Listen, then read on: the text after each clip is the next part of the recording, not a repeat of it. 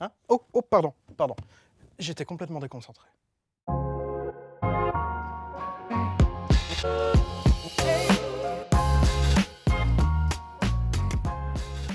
C'est un peu compliqué parfois parce que moi qui suis dyslexique, ce qu'il y a, c'est que quand j'essaye de lire, s'il y a trop de bruit autour, je sais pas lire et il faut que je relise 10 fois la même phrase pour pouvoir la comprendre. Partir ailleurs, niveau esprit, mais présence, elle est là, je ne sais pas. J'imagine que ça doit se faire peut-être aux transmissions entre les neurones, où il y a peut-être quelque chose, des hormones ou des substances qui doivent mal se mettre. Qu'il y a beaucoup trop d'informations à la fois. Dès qu'elle voit quelque chose d'autre, elle se déconcentre directement, elle n'arrive pas à rester sur un seul sujet. La concentration, ça se passe surtout dans le cortex préfrontal. C'est cette zone qui te permet d'être raisonnable, de réfléchir, de faire des liens logiques et de rester concentré du coup sur ta tâche. Et puis dans le cerveau, comme tu l'as dit, il y a des molécules qu'on appelle des neurotransmetteurs qui sont essentielles pour rester concentré. C'est la dopamine, la sérotonine et la noradrénaline.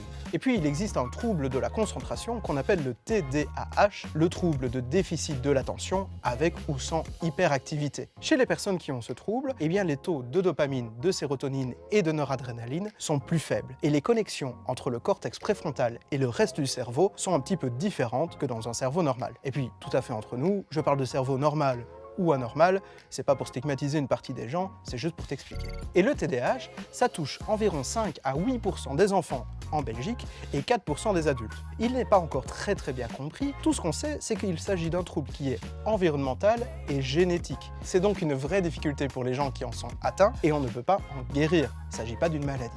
Et puis alors en plus je lis que le TDAH peut amener les personnes à être plus à risque pour les problèmes de dépendance, d'abus de substances, de dépression, d'anxiété et d'autres problèmes de santé mentale.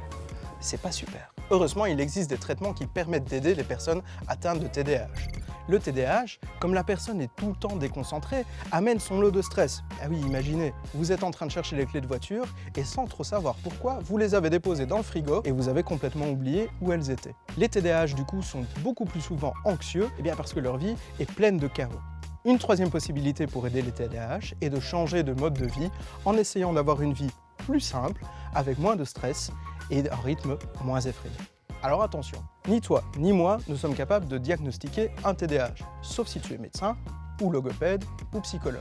Mais parmi les symptômes d'un TDAH, on peut avoir, comme je l'ai dit, le fait de perdre des objets importants, d'oublier pourquoi on est rentré dans une pièce, ou encore d'être un petit peu étourdi, absent, facilement distrait, ou de se concentrer au contraire sur certaines tâches. C'est ce qu'on appelle l'hyperfocus. Et puis si tu as aussi le H, l'hyperactivité du TDAH, tu peux avoir du mal à rester assis, avoir les jambes qui tremblotent, avoir envie de parler directement sans attendre la fin des phrases des gens qui te parlent, etc. etc.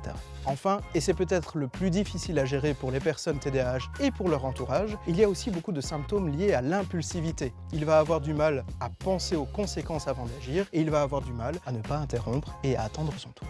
Ton TDAH, tu devras vivre avec toute ta vie. Donc essaie de te faire aider par des spécialistes, par des médicaments le cas échéant, ou par tes proches, pour avoir des petites astuces pour mieux le vivre.